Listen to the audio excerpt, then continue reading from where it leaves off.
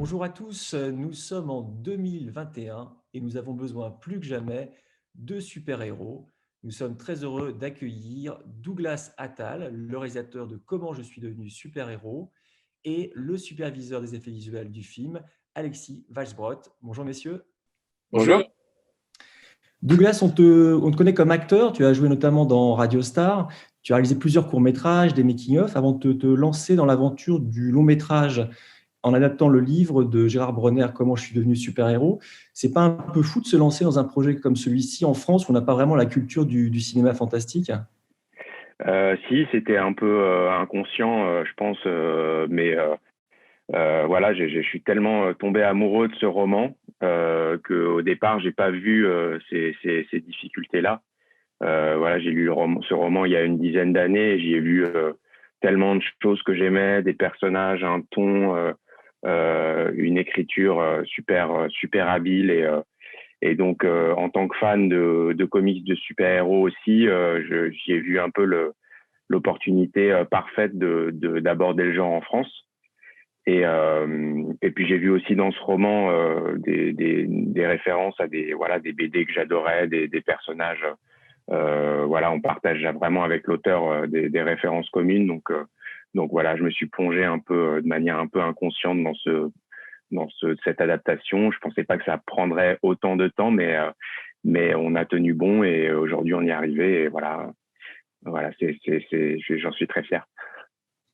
Alors, c'était un processus de maturation de plusieurs années, à la fois, j'imagine, avec des étapes successives en termes d'écriture, mais je voudrais qu'on parle justement de la partie visuelle, développement visuel. Quelles étaient tes références quand tu t'es lancé justement dans l'adaptation de ce roman?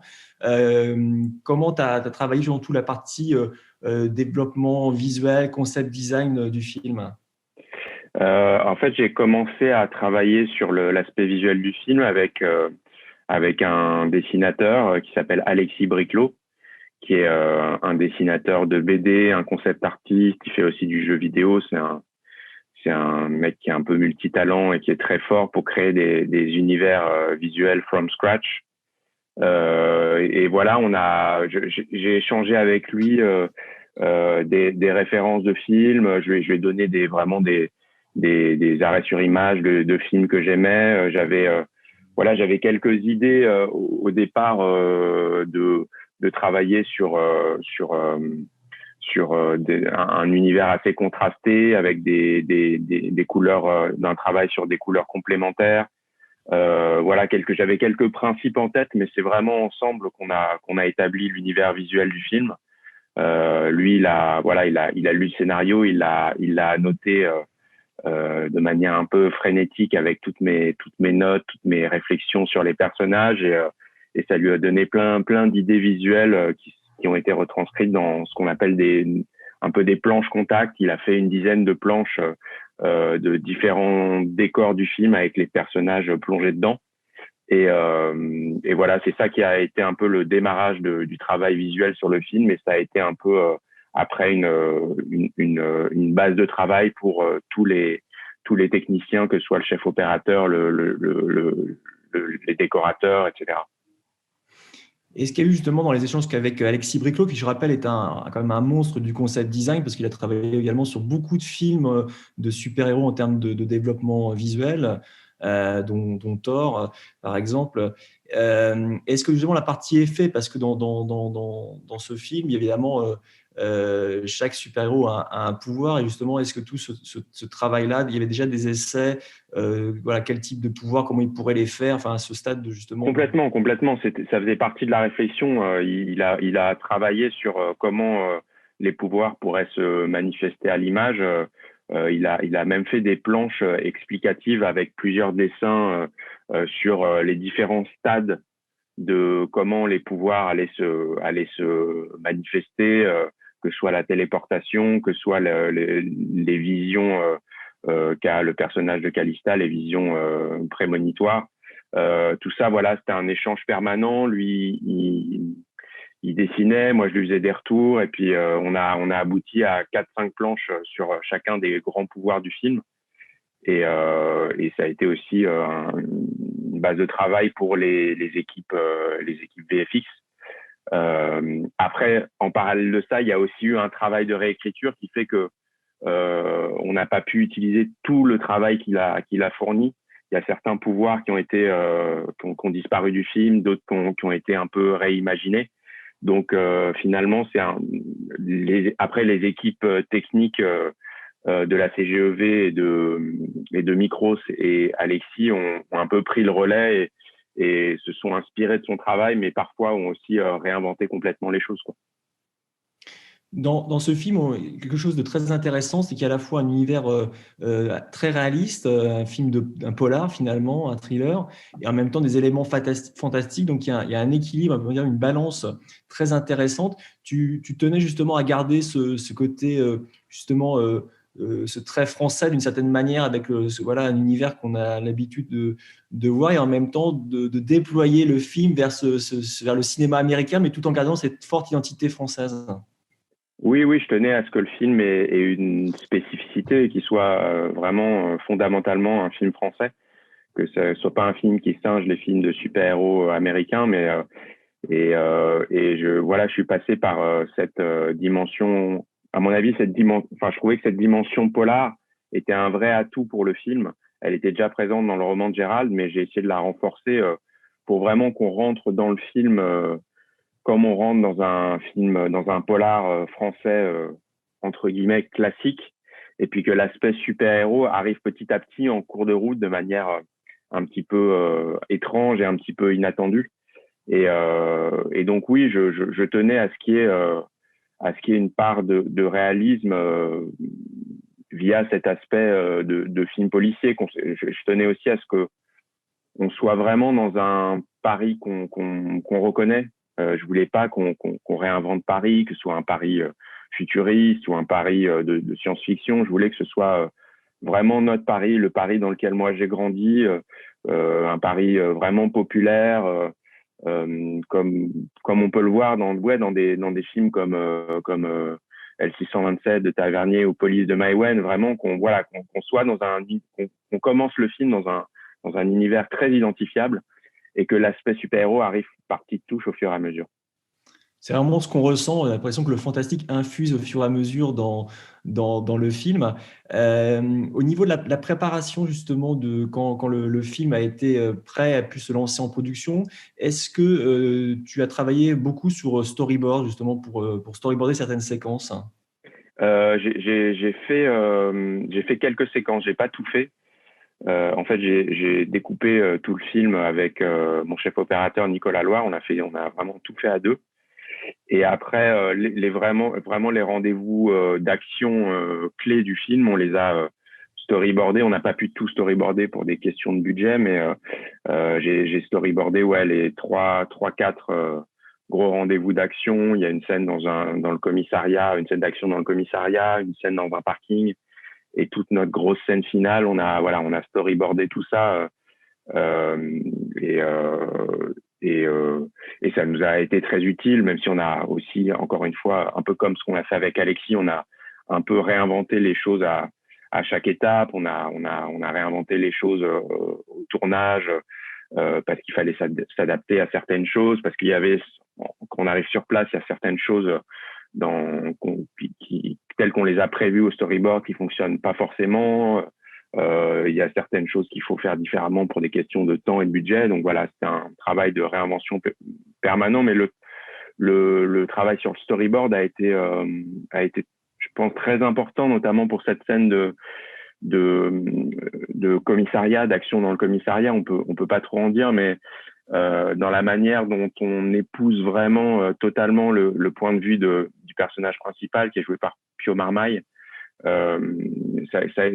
L'étape storyboard a été très importante sur comment vraiment tout allait être vu de son regard à lui, comment on allait comprendre ce qui se passait dans ce commissariat à travers son regard, par petites touches, par petites étapes, les super pouvoirs, comment ils allaient être parfois presque relégué au second plan parce que lui était situé loin de là où se passait l'action et donc on voyait les choses de manière un peu lointaine et je trouvais cette approche intéressante pour vraiment qu'on le sente un peu dépassé par les événements au départ, et puis petit à petit, il allait se reprendre le contrôle de la situation et on peut pas trop en dire, mais agir sur ce qui se passe.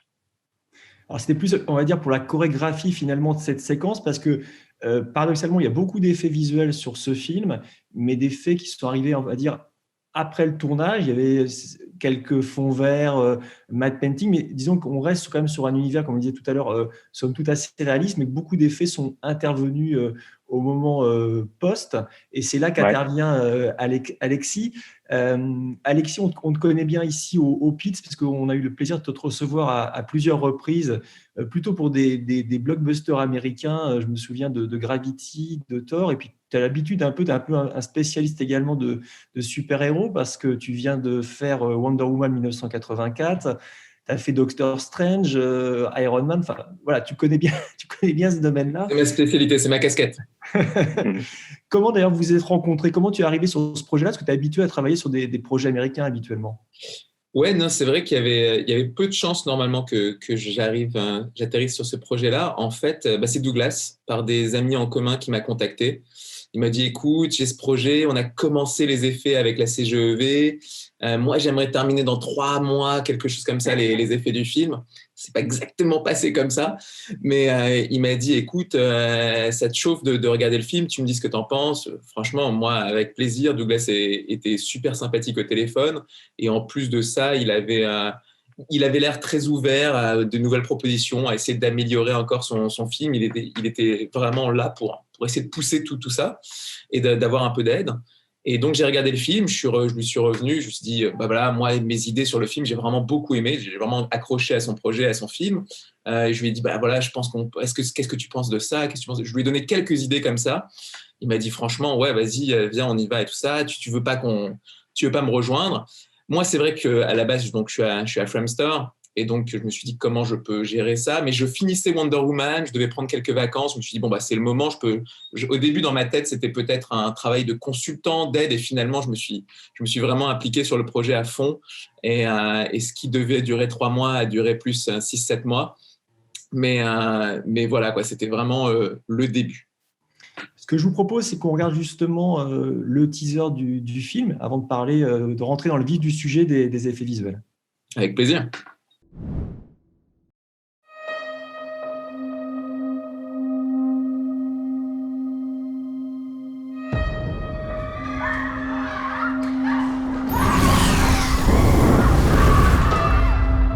Les héros, ça n'existe pas. Il n'y a que des losers. Le bien, le mal, tout ça. Question de point de vue. Le pouvoir, c'est comme une forteresse.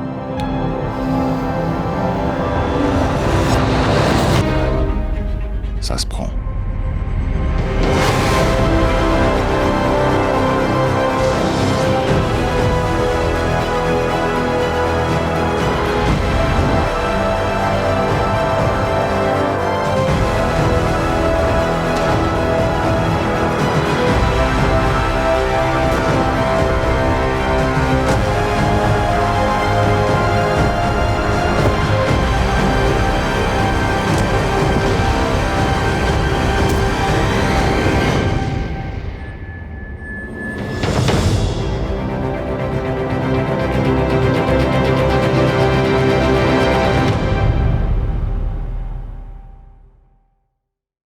Wow, super. Donc, on a hâte de découvrir ça sur le grand écran, parce que c'est un film de grand écran, de cinéma, avec notamment un sound design incroyable, au-delà des effets qu'on a parlé et du look du film. Il faudra patienter encore un petit peu, parce que je crois que le film sort le 21 avril et a été repoussé voilà, pour les raisons qu'on connaît.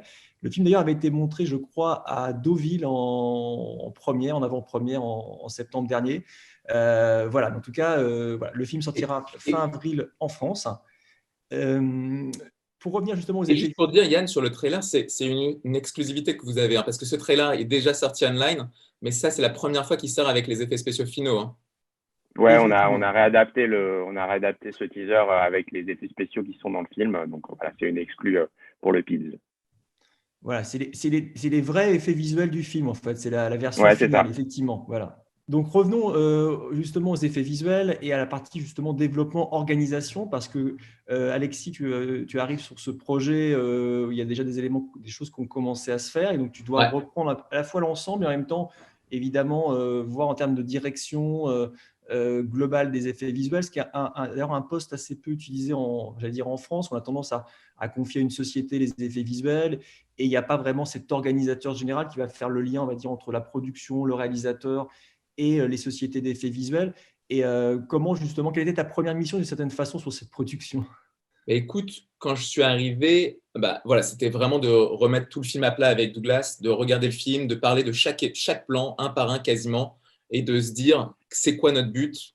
Est-ce que ce plan-là, on en est satisfait? Parce qu'il y avait déjà quelques plans qui avaient été commencés. Il y en avait, il y a 600 plans sur le film. Je crois que Douglas avait approuvé 3 plans, donc il était difficile de faire. Mais il y en avait quand même plus que ça qui avait été commencé, notamment les effets de feu.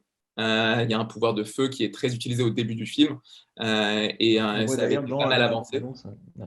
Ça avait été pas mal avancé, mais sinon le reste était vraiment encore tout début, tout début.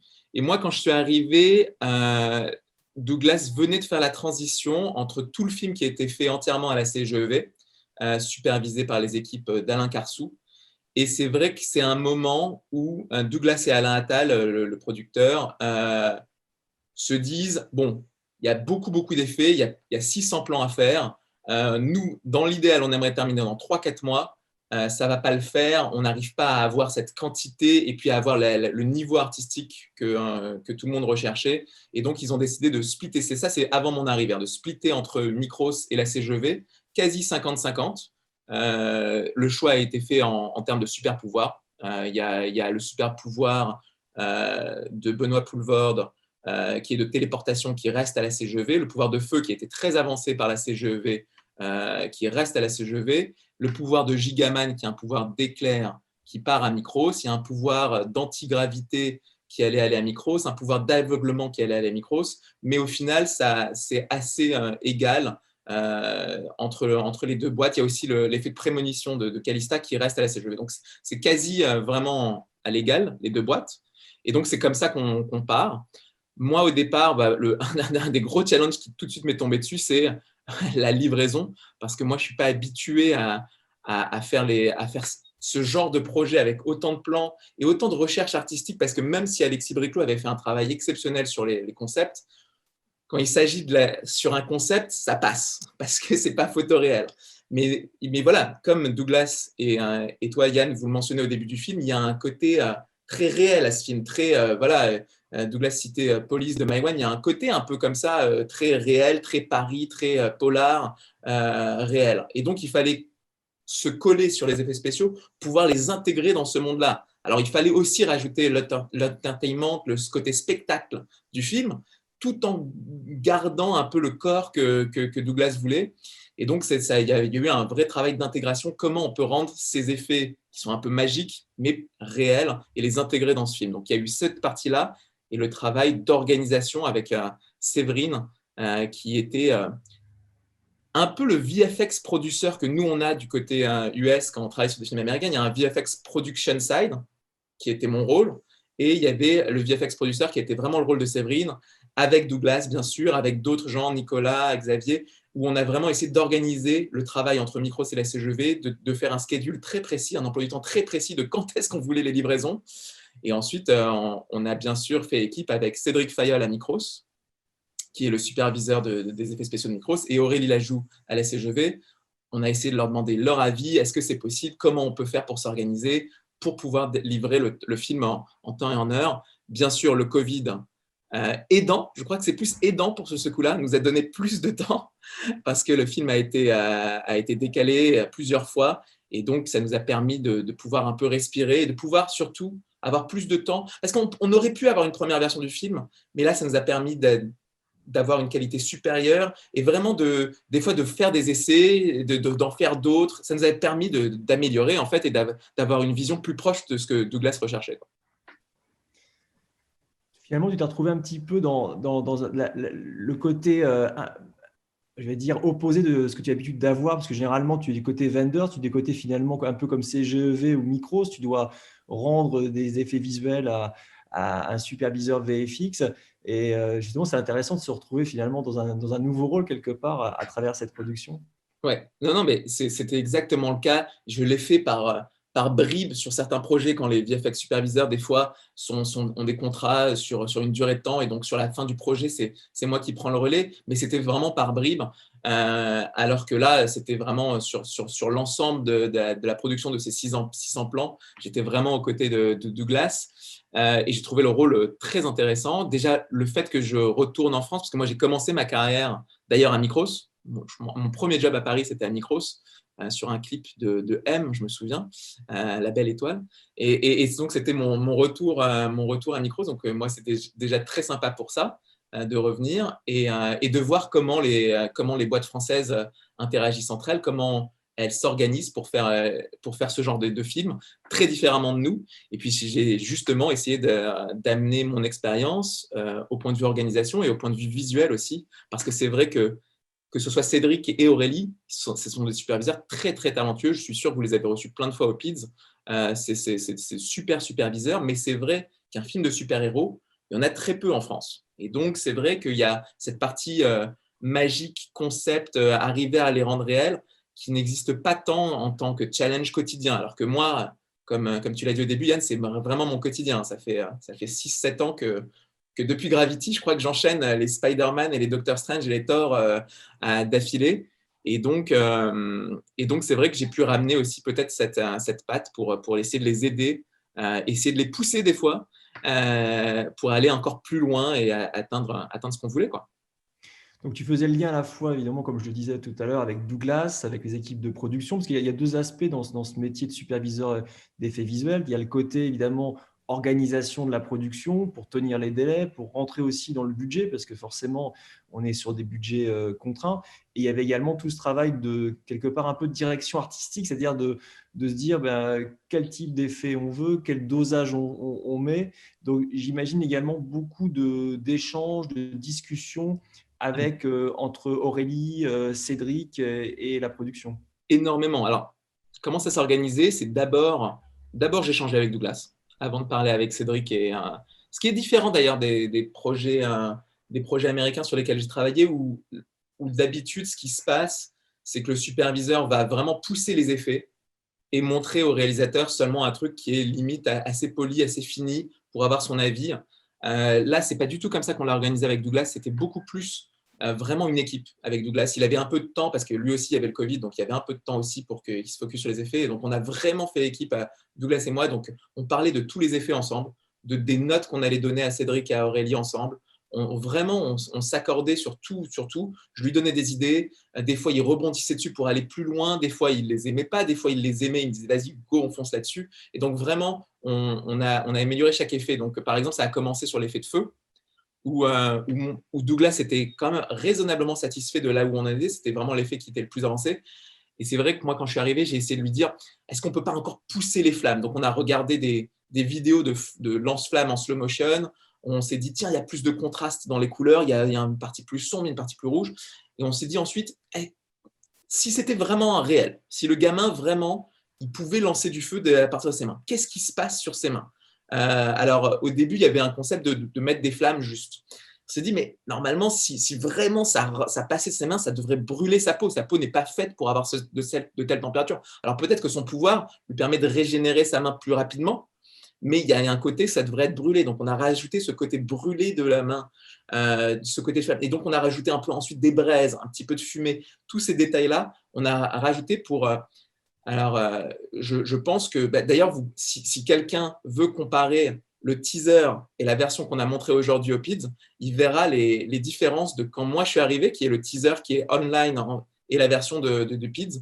Vraiment, on verra les différences de comment l'effet de feu, qui est un effet avancé, a progressé, quoi.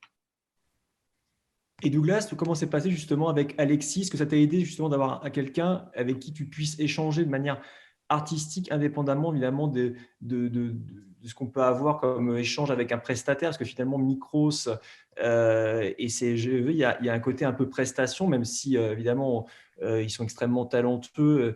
Il y a quelque part, on peut discuter un peu au-dessus de la mêlée d'une certaine manière, indépendamment des contingences financières. Ouais, bah, le travail avec Alexis, en fait, je me suis rendu compte quand il est arrivé, il était essentiel. C'est-à-dire que moi, j'avais besoin de cet interlocuteur qui pense que à la dimension artistique du film et qui n'a pas de contraintes financières, enfin, qui est pas mêlé aussi à l'aspect financier de ah ouais, mais si on fait ça, ça va coûter tant, ça dépasse notre budget, on va pas pouvoir le faire. Lui, il voulait vraiment que le bien artistique du film. Alors évidemment, après, on a eu des discussions avec les boîtes pour que ça rentre dans une enveloppe, etc. Mais en fait, je pense que d'avoir un superviseur vraiment indépendant et extérieur à une boîte, voilà, c'est pas comme ça qu'on fait en France d'ordinaire, mais c'est quelque chose de vraiment, vraiment important. Voilà, de pouvoir vraiment avoir, comme je l'ai eu en fait, surtout même sur le tournage avec mon chef op, avec mon chef déco, d'avoir un interlocuteur privilégié qui ne pense que au bien artistique du film, qui va te nourrir, t'apporter des idées sans penser d'abord à l'aspect financier. Et l'avantage aussi d'Alexis, c'est qu'aussi il m'a apporté son énorme savoir-faire. De par son expérience, il sait ce qui fonctionne mieux, ce qui fonctionne moins bien. Moi, je suis arrivé, par exemple, on a parlé, il y a un pouvoir autour de la gravité dans le film. Je suis arrivé avec une idée assez précise. On a tourné les choses. Voilà, ce pouvoir était sous forme de particules. Je l'ai imaginé sous forme de particules qui lévitent autour des objets, etc. Et puis dans les discussions avec Alexis, on s'est un peu réorienté. Aussi, Cédric Fayol nous a, chez Micros, qui s'est chargé de ce pouvoir-là en particulier, nous a aidé, nous a dit voilà, ça risque de faire un petit peu trop sable, un petit peu, ça va pas être très impressionnant. Est-ce qu'il n'y a pas une meilleure idée à trouver? Donc voilà, Alexis a vraiment poussé le projet vers le haut. Et évidemment, on a eu la chance d'avoir des super superviseurs, comme le disait Alexis, de chaque côté, qui ont aussi, en fait, c'est-à-dire que Alexis, il est arrivé, il a mis un niveau d'exigence, mais nos superviseurs aussi dans chaque boîte aussi, en fait, c'est-à-dire qu'ils ont compris qu'on avait une certaine exigence et donc à chaque instant, ils poussaient le bouchon encore plus loin. On parlait du pouvoir de feu tout à l'heure. Aurélie Lajoux chez CGEV. À un moment, Alexis et moi, on était à peu près satisfaits de ce qu'on avait sur une certaine scène. Et puis, elle a eu vraiment des idées supplémentaires. Et donc, voilà, c'était assez réjouissant de voir que chacun des collaborateurs poussait encore plus loin les idées que j'avais moi, quoi. Ouais, franchement, c'était vraiment une équipe à 4 sur la partie effets spéciaux avec Douglas, Cédric et Aurélie. Et vraiment, tout le monde a poussé. Et je pense que c'est aussi le projet. Je pense que c'est aussi le fait… déjà, Douglas, il est quand même très, très approchable par rapport à d'autres réalisateurs qui sont… Douglas, on va parler avec lui très simplement. On peut vraiment discuter avec lui. Et c'était pareil pour Cédric et Aurélie. Ils pouvaient vraiment parler à Douglas de façon très normale, comme un ami. Et donc ça permet de faire progresser les effets spéciaux de façon très honnête, quoi. Bon, ça, c'est pas possible, mais est-ce qu'on pourrait pas aller là-dessus, ça va prendre beaucoup trop de temps, mais est-ce qu'il n'y aurait pas ça qui finalement, c'est encore la meilleure idée finalement, parce que des fois, avec des contraintes, ça donne la meilleure idée. Et donc vraiment, c'était très agréable de travailler tous les 4. Moi, j'ai vraiment apprécié, quoi. Pour le coup, je pense que c'est aussi le projet. Il y a Douglas, mais il y a aussi le projet, le fait que ça soit un film de super-héros et qu'en France, ce genre de film avec ce genre d'effets spéciaux, il y en a peu. C'est Cédric qui nous disait qu'il y avait plein de gens à Micros qui voulaient travailler dessus, quoi, qui étaient là. Allez, on va faire le film de super-héros, c'est top, quoi. On va faire ce type d'effet, ce type d'effects d'ailleurs, qui a rarement en France. C'est vrai que le film est très attendu, notamment à la fois par la communauté des gens qui aiment les effets visuels et le cinéma fantastique. Et c'est vrai que quand le film s'est lancé, il y avait des échanges intéressants dans la communauté parce que voilà, c'est assez rare, effectivement, comme vous le rappeliez. Et donc, il y a tout de suite eu un engouement par rapport à ça. J'ai le sentiment qu'il y a eu aussi un peu une émulation entre les différents postes. Chacun essayait un peu de se pousser, se challenger. Et j'imagine que ça a évidemment été un plus pour le film, tout d'un coup, d'essayer de se dire, bah, tiens, je peux encore aller plus loin. Et ce qu'on retrouve notamment dans la production américaine, où là, par contre, ils ont des budgets souvent assez élevés qui leur permettent de refaire. Mais on a eu le sentiment, enfin j'ai le sentiment en tout cas sur cette production, qu'il y avait un peu cette même volonté, c'est-à-dire dire, ouais, est-ce qu'on ne peut pas encore faire mieux? Complètement. C'est exactement le terme. C'est une émulation de tous les côtés, mais pas seulement sur le travail VFX d'ailleurs, sur tous les autres, toutes les autres personnes qui sont intervenues, de la prépa jusqu'à la post-prod. Voilà, c'est vrai que ce genre de film, on n'en a pas vraiment en France, et donc tous ceux qui sont arrivés étaient un peu comme des enfants dans un bac à sable, et donc voilà, n'hésitez pas à apporter des idées, à donner. Enfin voilà, c'était vraiment un travail collaboratif, comme tu disais, d'émulation, où chacun vraiment a apporté sa petite touche. De par sa motivation à faire un film comme ça, chacun s'est senti un peu libre d'apporter ses idées et d'apporter un peu sa pierre à l'édifice. Et c'était assez agréable en fait de voir cette excitation qui était de tous les côtés quand on lisait le script, quand on montrait le premier montage, quand on montrait les premiers effets spéciaux. Voilà, tout le monde voulait un peu apporter son truc, et c'est assez réjouissant de travailler comme ça. Enfin, moi, je me suis découvert assez à l'aise dans cette manière de travailler, avec des collaborateurs artistiques qui me nourrissent d'idées et vraiment qui apportent leur expertise et leur sensibilité aussi au film, quoi. Non, moi, je suis totalement d'accord. Quand je regardais les effets spéciaux, je les regardais sans le grading, sans le son, sans la musique. Et j'ai découvert le film vraiment à Deauville pour la première. Et c'est vrai que le son, la musique, tout le grading, tout ont vraiment apporté énormément. Donc, c'est certain que c'est tous les départements qui ont permis le succès visuel et artistique du film. Dans l'élaboration des effets visuels, tu parlais justement de pouvoir tester des effets, dire comment ça pourrait être, notamment tout le travail autour du feu. On sait que c'est toujours très compliqué, tous les effets un peu de type feu, eau. C'est vraiment toujours un gros challenge pour les équipes d'effets visuels. D'ailleurs, pour le feu, on a tendance à passer par des effets spéciaux plateaux. Et encore aujourd'hui à Hollywood, parce que on sait que des fois le digital c'est un peu plus compliqué.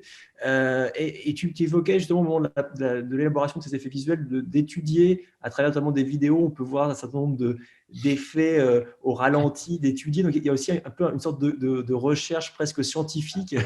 Non, c'est sûr. C'est pour en revenir à voilà, comment on fait qu'un effet spécial devienne réel. Et la seule façon, c'est d'étudier le réel. Et il y a plein de choses dans la nature qui sont incroyables, qui sont beaucoup plus belles que ce qu'on nous on peut les imaginer, qui sont beaucoup plus folles que ce que nous on peut imaginer. Donc il y a toujours des références à avoir. Alors, avec Douglas, on regardait tout type de références. On a aussi regardé d'autres films de super-héros, on a aussi regardé ce qui s'est fait ailleurs, mais vraiment à chaque fois on essayait, quand on envoyait des références, soit à Micro, soit à Cédric, soit à Aurélie, on essayait d'envoyer des références de réel. Donc il y a ce channel sur YouTube qui s'appelle The Slow Mo Guys. Je pense que si vous faites des effets spéciaux, vous devez le connaître, surtout si vous faites des FX comme moi, parce que moi, à la base, avant de devenir superviseur dans ma carrière, j'étais spécialisé feu, eau, tout ça. C'était vraiment ma spécialité de destruction, surtout destruction, moi. Mais Douglas n'a pas voulu détruire tous les buildings, donc je n'ai pas pu vraiment tout détruire. Mais sur le prochain, sur Super Hero 2, on détruit les buildings. Mais c'est vrai qu'on regardait des lance-flammes au ralenti. Il y a un effet d'éclair aussi. Au départ, c'était des rayons qui sortaient des yeux, et ensuite, avec Micros, on a redesigné ça pour être des éclairs. Et c'est pareil, même pour ces éclairs-là, on a regardé des éclairs au ralenti. Qu'est-ce qui se passe? Combien de lignes il y a? Quand ça touche le sol, ça crée un impact, toutes les autres lignes disparaissent, et donc l'exposition de la caméra ne tient pas le coup, et donc il y a un flash blanc pour que la caméra réexplose. Tout ça, on a étudié au frame by frame.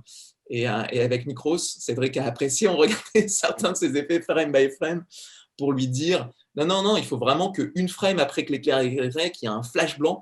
Et c'est vrai que quand on play, ça devient plus naturel parce que c'est des effets qu'on a déjà vus dans la vraie vie, des éclairs, tout ça. Et donc, c'est vrai que sur chaque effet, on a essayé de regarder ce type de référence pour nous aider. Et moi, je trouve ça ultra utile pour n'importe quel, que ça soit superviseur ou artiste. Regarder les références réelles, c'est primordial. On garde justement cette approche réaliste qu'on évoquait dans le film, c'est-à-dire que même dans les effets, voilà, on a quelque part une sorte de véracité, ce que je trouve très intéressant dans le film, c'est-à-dire que c'était, j'imagine, quelque chose d'assez difficile à faire parce qu'il y a le côté magique qui est très important dans le domaine des effets visuels. Et là, il y avait se dire, voilà, il ne faut pas sortir les spectateurs quelque part du film, donc il faut rester dans une certaine... un certain équilibre. Et j'imagine aussi que le travail des effets visuels, c'est pas d'en mettre plein la vue, c'est de bien doser au bon moment. Tu dis, c'est valable pour tous les métiers autour d'un film, mais j'imagine que tu as été particulièrement attentif, Alexis, sur cette question-là avec Douglas. C'est sûr et certain, il fallait vraiment servir le film, et Douglas était de toute façon là pour recalibrer et être sûr qu'on était sur cette vision du film quand même très réelle, ou comme tu l'as dit, Yann, aussi, il y a une espèce de progression aussi visuelle, où il y a un espèce de crescendo, où le fantastique arrive un peu de plus en plus sur le film, ce qui fait que le spectateur a le temps de s'installer dans ce monde de super-héros, parce que c'est un monde de super-héros, c'est le pitch du film, on vit dans un monde où il y a un pourcentage de la population qui a des super-pouvoirs. Et je trahirais Douglas en disant ça. C'est vraiment non, c'est ça. Vraiment les le pitch.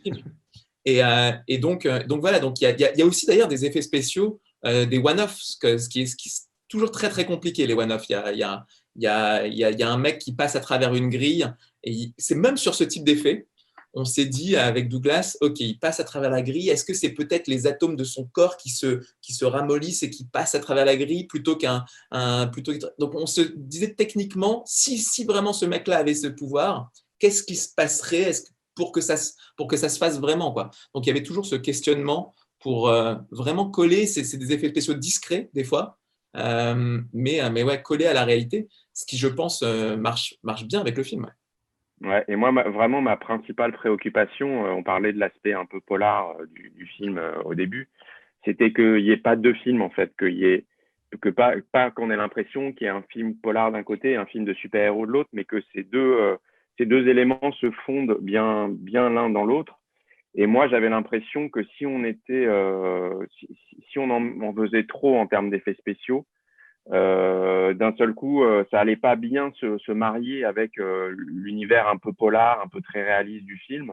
Donc, je voulais vraiment qu'il y ait un savant dosage, et même dans la manière dont les effets spéciaux se manifestaient, dans la manière dont ils apparaissaient à l'image. Je voulais vraiment que ce soit, qu'on soit vraiment dans la subtilité, et pas en mettre plein la vue tout le temps. Voilà. Quitte à ce que parfois les super pouvoirs soient relégués dans une zone de flou de l'image, etc. Je voulais vraiment qu'il y ait mes personnages, et que les effets spéciaux, ce soit une prolongation de mes personnages, comme si le film pouvait presque exister sans effets spéciaux et sans super pouvoirs. Il fallait que mes personnages soient réels, et que ces super pouvoirs soient une prolongation d'eux, et pas qu'ils prennent le pas sur l'univers du film, sur les personnages et sur l'histoire. Et d'ailleurs, à ce sujet, Douglas a tout shooté. Il y a, sur un film sur lequel je travaille moi, il y a beaucoup de plans où on se dit, bon, ça sera full 3D. Là, il n'y a pas peut-être un ou deux sur la toute fin du film, mais il y a vraiment très peu de plans full 3D, ce qui fait que ça donne toujours ce côté naturel, parce qu'on est toujours basé avec une plate, avec la plate. Donc, il y a toujours quelque chose de réel à l'écran.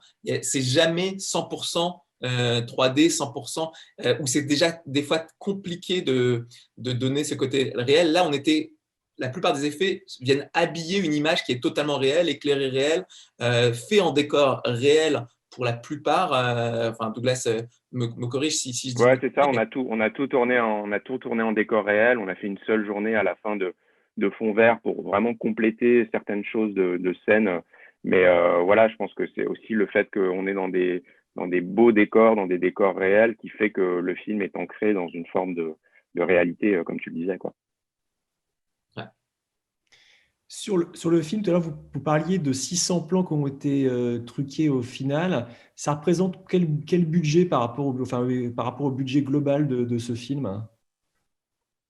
Alors, le budget du film est autour de 12 millions d'euros et le budget VFX est de 1,5 million d'euros. Donc, en pourcentage, ça fait un peu moins de 10% du budget. Un peu plus de Un peu 10%. plus. Un peu plus de 10%. Ouais. Pardon, un peu plus de 10%, ouais. Ouais. Ce qui est beaucoup dans la production française, parce que souvent on est sur 2-5%, y compris des fois sur des grosses productions. Donc c'est vrai que c'est intéressant. Bon, c'est vrai que pour Alexis, toi, tu es habitué à avoir des budgets VFX qui sont à 25-30%, parfois même plus sur certaines Ouais, non, productions. sur les. C'est vrai que les films hollywoodiens de super-héros, vraiment, ils mettent le budget sur les effets spéciaux. Ils pensent vraiment que c'est une partie intégrante de ce qui fait que le film devient un spectacle visuel et que les gens vont au cinéma. C'est pour aller voir Robert Downey Jr., mais pour aller voir Iron Man aussi, pour aller voir le spectacle visuel que donne ce genre de film. Et donc, c'est vrai que eux, ils n'ont pas du tout peur de se dire que c'est aussi ça qui va faire vendre des billets parce que ça va être un spectacle visuel. C'est vrai qu'en France, il y a moins cette culture du spectacle visuel qui va faire vendre des places. C'est plus un autre type de film. Et donc, oui, donc Douglas, je pense que le budget a été bien trouvé. Je pense que justement, c'est pas un spectacle d'effets spéciaux, comment je suis devenu un super-héros. C'est plus avec parcimonie, c'est plus intégré dans le film. Et donc, c'était le budget dont on avait besoin pour le film. Alors, forcément, on veut toujours un peu plus, mais ça, c'est tous les départements et c'est tous les films. C'est-à-dire que moi, quand je travaille sur un Wonder Woman ou sur un Doctor Strange, on veut plus. On veut plus sur le tournage, on veut plus aux effets spéciaux, même si le budget total des effets spéciaux va être de l'ordre de 50 millions, 60 millions. Donc, c'est loin des 1,5. On va vouloir plus. De toute façon, il y a toujours un sentiment de il faut plus. C'est comme quand on veut acheter un appartement et il faut un petit peu plus de mètres carrés, il faut un peu plus grand, c'est pareil. Donc finalement, ça ne change pas le principe, c'est juste à une différente échelle. Mais il y a toujours ce challenge de faire avec le budget qui existe sur les productions américaines ou sur cette production-là. Mais là, on s'est senti à l'aise quand même avec Douglas. Franchement, on a pu être vraiment très créatifs avec ce budget. Alors, bien évidemment, c'est Micros et la CGV qui nous ont beaucoup aidés. La production du film aussi qui a dû des fois faire 2-3 petites rallonges suite à des idées de Douglas et certaines aussi. mais c'était pour le bien du film. On sent parfaitement cet équilibre, je trouve, dans le film. Il y a aussi de pas trop, on va dire, en rajouter inutilement. C'est vrai que parfois dans les films, on sent que voilà, on a envie d'en mettre un effet 4, 5, 6 fois parce qu'on est super fier de son effet. Et là, on sent que c'est vraiment toujours au service de l'histoire, de la narration, des acteurs. Et il fait qu'on n'y pense pas du tout, ce qui est évidemment le but final. Et je trouve que cette direction artistique est très, très réussie. Donc, bravo en tout cas à vous et aux différentes équipes. Et je voulais également rendre hommage à tout le travail. On parlait je dirais même de la DA complète du film, parce qu'on évoquait le sound design, la musique qui est incroyable dans ce film. Et puis également le travail du chef opérateur, voilà, où il y a vraiment une ambiance voilà, qui est très chouette. Donc, bravo. Peut-être petit retour d'expérience. Alors, le film n'est pas encore sorti, donc c'est vrai que souvent, finalement, on est encore dedans, puisque, surtout toi, Douglas, parce qu'effectivement, c'est un peu ton bébé. En plus, tu le portes depuis plusieurs années. Donc, la libération viendra au moment de la sortie en salle fin avril. Déjà, qu'il soit fini, c'est une belle libération quand même, déjà. Le retour un peu d'expérience, justement, suite à c'était ton premier long métrage, ça te donne envie, justement, je sais que voilà, on disait tout à l'heure, tu as une appétence pour ce type de cinéma, de poursuivre dans cette veine-là? Oui, j'aimerais bien refaire un film avec beaucoup de VFX, voire même plus, mais peut-être pas tout de suite là, dans mon prochain projet. Je réfléchis à un truc un peu plus réduit qui me prendra peut-être un peu moins de temps. Je réfléchis à plusieurs idées de huis clos, toujours évidemment des films de genre, mais peut-être aussi c'est le confinement qui inspire ça. Je réfléchis à des films de genre un peu plus resserrés, un peu plus réduits, peut-être avec des plus petites équipes. justement pour j'ai envie de me tester sur des configs un peu plus simples.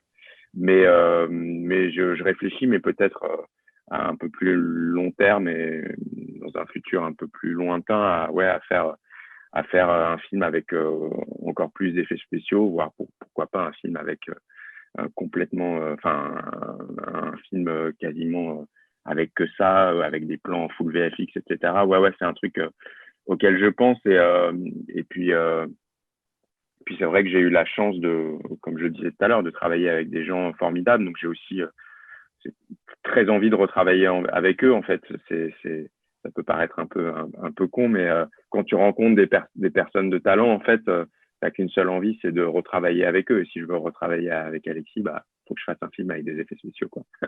Ah ouais, il faut Douglas. Et Alexis, ça t'a donné envie de revenir en France? On dit toujours il y a énormément de talents, et d'ailleurs, tu en as la preuve, parce que tu as été formé en France, et chaque année, les écoles d'effets visuels, d'animation forment des artistes qui vont aller travailler sur des productions hollywoodiennes, qui partent beaucoup à l'étranger. Alors, on regarde évidemment en France, mais il faut les projets, parce qu'on a les talents visuels sur notre territoire, mais souvent on dit qu'on manque de projets, on manque d'audace. Donc, c'est vrai, c'est peut-être un appel un peu aux producteurs de se dire, voilà, on a la qualité, et si les projets sont là, peut-être que Alexis reviendra aussi travailler plus régulièrement dans notre pays. Franchement, carrément, moi, ça fait maintenant 16 ans que je suis à Londres, donc ça fait longtemps. J'ai fait seulement 2 boîtes à Londres, j'ai fait MPC et Framestore. Je suis toujours à Framestore depuis 11 ans maintenant. Mais c'est vrai qu'avec avec le Covid, en étant un peu loin de la famille, des amis, tout ça, c'est vrai que ça m'a donné envie de rentrer. Et c'est pour ça aussi d'ailleurs que Super Héros, ça m'a vraiment intéressé de le faire aussi. Je me suis dit, tiens, ça va être sympa de voir ce qui se fait en France, de voir comment ça travaille en France, tout ça. Mais c'est vrai que j'ai besoin d'avoir que des projets comme Super Héros pour revenir en France, où il y en ait suffisamment pour le faire. Et le truc, c'est que pour l'instant, il n'y en a pas suffisamment pour me dire aujourd'hui, demain, de rentrer. Maintenant, il y a ce nouveau crédit d'impôt qui est tombé en juin, là, où il y a 40% de détaxe, ce qui est énorme, sachant qu'au UK, c'est 25% de détaxe sur un film à effets spéciaux étrangers.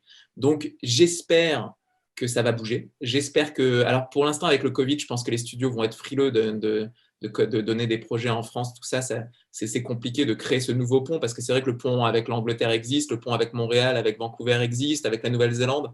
Avec la France, pas encore suffisamment à mon goût pour vraiment que j'envisage le retour dès maintenant.